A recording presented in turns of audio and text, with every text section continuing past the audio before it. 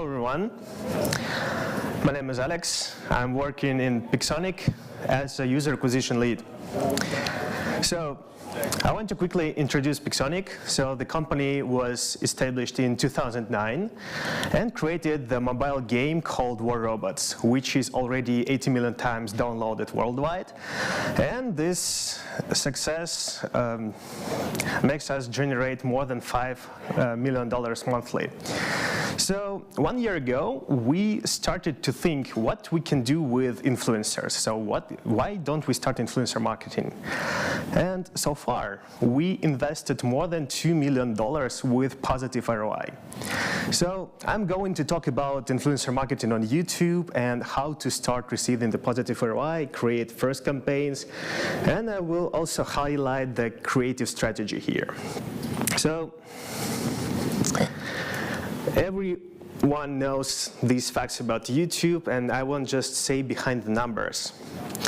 YouTube is the biggest social media platform to advertise mobile games right now, because there are so many people on YouTube from all over the world, and the mobile users have 40 minutes session daily. This is like average session, and half of the total internet population are using ad blocking technologies, which makes YouTube AdSense advertising quite sensitive for that. So this makes influencers play a crucial role here. So user-generated content cannot be blocked. And so when we are creating our first media plan, the first thing we have to do is to categorize all influencers by their type of content and genres. Because it was very surprisingly for us, because non-gaming influencers works sometimes even better than gaming ones. So we started to test just one genre, another genre, and found some key things here. When we're browsing our influencers, we are focusing on those channels which have more than 30% of our target audience. Well, there are not many things to target in the YouTube in terms of interest and demographic, but our key core audience is males 35 plus years old. But YouTube is quite younger for them, and we're focusing on channels which have 25 plus years old males. So, interesting fact, we discovered that it's really hard to predict how many views the next video on each channel will achieve. Well, we discovered that it's better to see median views for each channel. So I want to explain this a little bit more. If you open any channel on YouTube, you will see some kind of this performance. So this channel called the Hacksmith, there are 10 videos with different performance, with different number of views.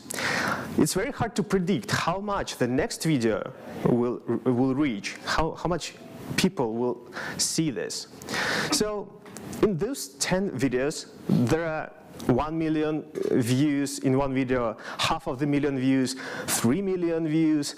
So it's quite unstable. In order to leverage it, and in order to exclude these statistic anomalies, we're doing the medians. So when we are calculating the median views for each channel, we are having quite like 88% accuracy of the next video prediction of views. I want to talk about the calculations. So how can we understand how much we should pay to each YouTuber before the campaign even started? So when it comes to bloggers, so sometimes one blogger can say, hey guys, I want $20K for one video. So why? The reason is why you want this. So for bloggers, it's also not easy to understand how much they should get paid. So we discovered our way to understand which price we can afford. In order to do that, we're using two anchors. The first anchor is average conversion, and second anchor is CPI goal. When we calculated our CPI goal, we just checked our paid marketing campaigns and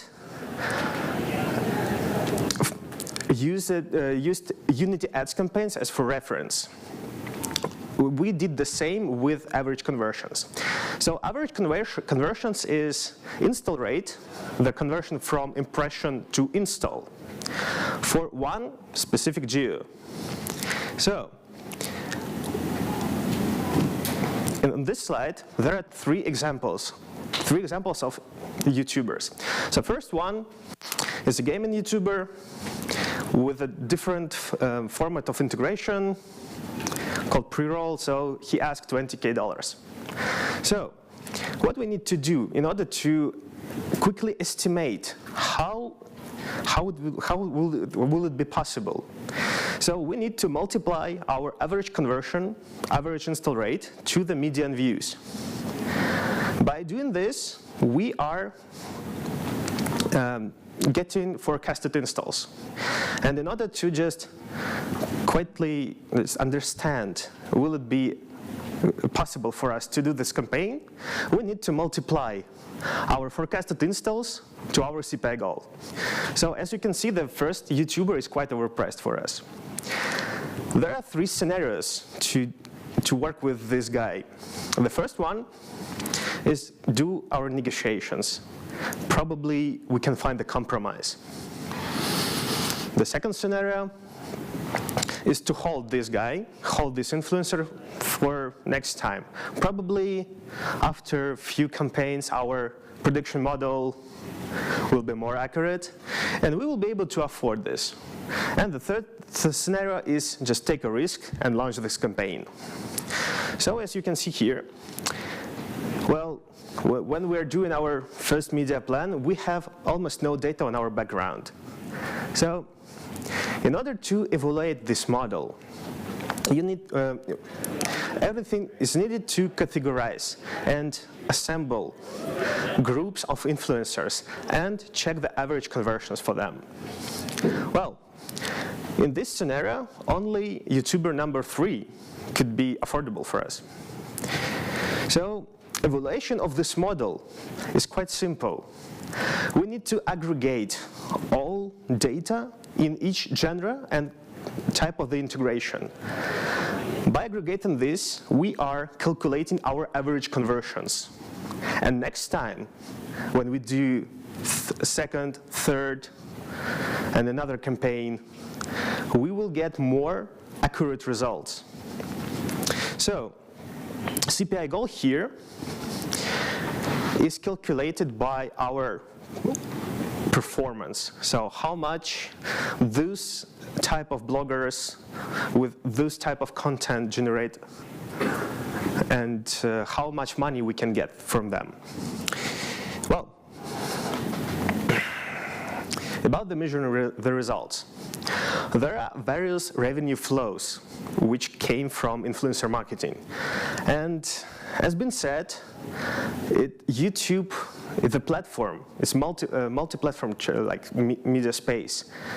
Not every single person watch YouTube from their mobile devices. So some of them watched from PC, some of them watch from console. And in order to understand how much money your campaign brought to you, it's better to launch the one big massive campaign with 40, 30, 50 YouTubers in the same time. In that case, you will see very high organic uplift. In order to measure ROI, you need to also attribute revenue from retargeting, from organic uplift, from direct installs. Even sometimes big massive campaign can increase the conversions in paid marketing. Everything should be calculated and attributed to this campaign. Sometimes it's hard to attribute organic for a specific influencer. In this case, well, it's better to divide all organic installs and money to all of influencers in your campaign. It's better than nothing, of course. Well, about the creative strategy, when we are doing influencer marketing, so there are many people in our campaign. So if we do marketing not with machines, but with people, there is a human factor. Every time, every single integration is different. And there is very much random factors. Some of YouTubers could be more emotional, some of them could be less emotional, some of them will just give you very nice results, some of them have very unloyal or even lazy audience. In that case, we need to beat this random somehow. How to beat that? Well, the first thing is to create unified script for all your campaigns. You can improve the performance by improving the script. Well, it was a surprise for us, but not every YouTuber knows how to advertise the game. Some of them have no idea how to promote any product. And if we send them a script, it helps them. Also, it's very important to have some kind of space for those influencers. So in the script, there should be bullet points, key features, and it's very crucial to ask YouTubers to highlight all these bullet points with their own opinion. Well, we also provide in the pre-recorded videos, because not every influencer even knows how to advertise and how to create the very nice videos. So our strategy here is to do some kind of 3 different parts. So eye catcher is like explosions, something which attracts your eyes. Then we are showing the real gameplay, core gameplay, in order to show okay, this game is about this one. This also increases our conversion. We're using welcome bonus. So we're providing tracking links with specific bonus for influencers, so they are able to share this bonus to their audience. This engages the players in the beginning. And most important part here is to be honest. Be honest with influencer, be honest with their audience. Do not hide that your content, your advertising material is sponsored. It's very good for influencer, for the brand, is let the blogger welcome the sponsor, say the audience that, okay, I'm doing this because I love doing my job on YouTube, I love to create the content, I love to do like everything I'm doing right now. So I'm doing this because I have sponsors. That's okay. It's not really. So I mean, the last thing you want is the horde of people blaming you and you influencer for making like advertising videos. Well, right now I'm going to show you the video with Hacksmith, one of the most successful blogger. So he did exactly as we wanted to. Please play the video. Now, like I was saying before, this is actually one of our most expensive projects yet. And the only reason we're even able to do projects like this is because of our generous sponsors, which is why I'm happy to introduce the sponsor for this week's video, 4Robots. 4Robots is an awesome tactical 6v6 multiplayer robotic warfare game. It's available for Android, iPhone, and even your computer. There's an absolutely huge variety of robots with different skills, and you can upgrade them with tons and tons of different weapons, including laser bazookas, just like ours. My favorite robot is Lancelot, which is this monstrous killing machine. The best part about the game is it's constantly being updated and it's always evolving. Plus, if you use my download link below, you'll get a GI patent robot, Arrow war paint, 4 Punisher machine guns, 400,000 silver, and 100 gold to spend on whatever upgrades you want. With this offer, you'll have a pretty big advantage when you start playing. But now, back to the particle cannon. So, this guy brought us more than 500% ROI for our campaign. Well, sorry, cannot skip this out. Pardon? Come on. Could you please skip the slide for me? Well, so what to do next? Once you launch the first campaign or second campaign, every time you have to collect all possible data. You have to select the groups of influencers by their genres, type of content, but format of integration, and assemble the new campaigns. Every time after the launch, when you get the results, you have to ask yourself, why this video performed better than another one? Why this guy brought us more revenue than another one? Every time we have to analyze everything. We have to analyze each single video and have to ask ourselves, why is that? So, most important thing here is allocate some budget to test new different genres. So, for us, for war robots, DIY, do-it-yourself channels became most successful. I don't know why, really. But we still continuing to test more new different genres. We started to even test fishing channels, even comedy or something like that. Well, once you have your prediction model, it will be much easier to understand which campaign will be successful or which won't be. So right now I have some time for the questions. Thank you. I hope this experience will be useful for you.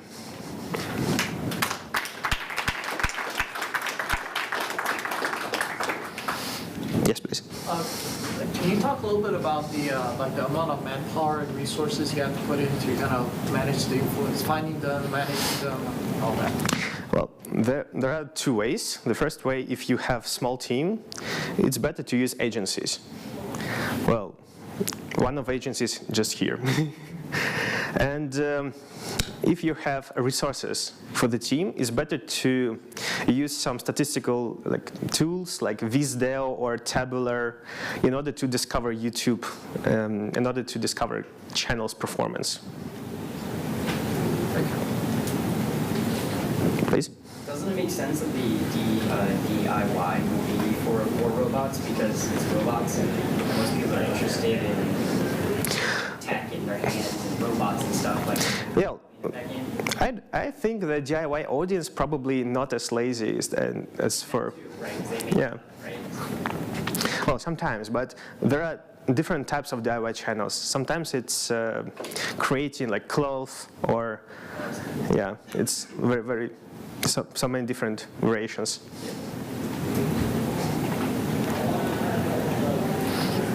Any questions? Oh, I don't know. How long does the campaign last? So how long do they do the video, or is it permanent? Is there a long tail to it, or does the influencer take it down, or?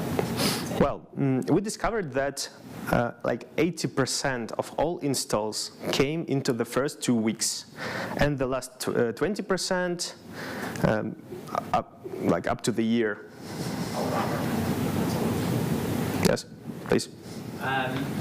The example you gave was obviously a US one. Yes. These kinds of things globally. Well, most of our campaigns were launched in the US, but we're testing new markets as well. For each market, you need your average conversion and your CPI goal, and sometimes it's hard to fit the media plan for each geo to your requirements and your KPIs, but we're testing it.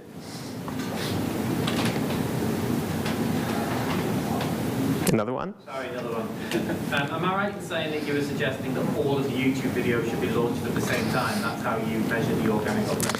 Yeah, for us it's better because we're like doing a very huge, large marketing campaigns like constantly.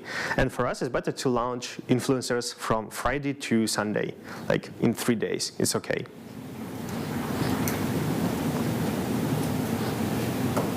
Before you launch that, do you do any do you do any broadcasting to like any potential users or just launch it?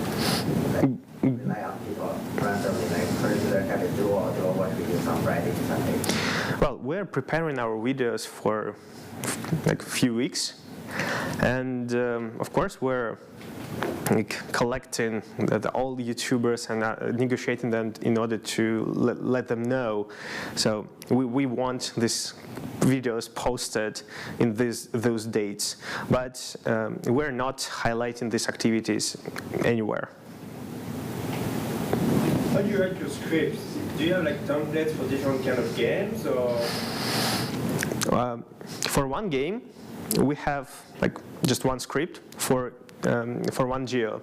So obviously the script for United States will not be the same for Brazil or like Latin America. And yeah, the part is we are like writing the bullet points, key features, and some restrictions. So one of the restrictions is if influencer using acting or actor playing, it's like there should be 30% of the screen is YouTuber and remaining 70% of the screen is our game. It's one of the examples. We just discovered, otherwise we're having like lowest conversions. I think we should probably wrap it up there. Yeah, thank you. Thanks everyone. Thank you very much.